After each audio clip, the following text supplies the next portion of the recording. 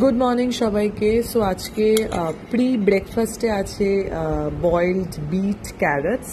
তো ছোটবেলা থেকেই দেখেছি আমাদের বাড়িতে মেন যে ব্রেকফাস্ট খাওয়ার আগে মানে সকাল থেকে ঘুম থেকে উঠে থেকে অনেক কিছু থাকে, যেমন সোকড আমন্ডস, আমন্ড ভেজানো, বাদাম ভেজানো, স্প্রাউটস, তারপর কিছু একটা প্রোটিন শেক মানে যেটা কিন্তু বাড়িতে বানানো প্রোটিন শেক, লাইক ওটস, ছাতু, বাদাম, ছোলা ওসব দিয়ে, খেজুর যাবে সেখানে, কিশমিশ যাবে ওসব দিয়ে। তো যাই হোক, তো একটা pre breakfast is a very important factor in in our daily lives.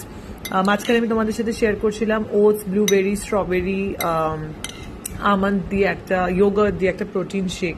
তো যাই হোক, তো আমার যেহেতু স্টামাক ফ্লু হয়েছিল, সো বয়েলড খেতে পারবো আমি, র তো কিছু খেতে পারবো না। So any how, so this is for pre breakfast today.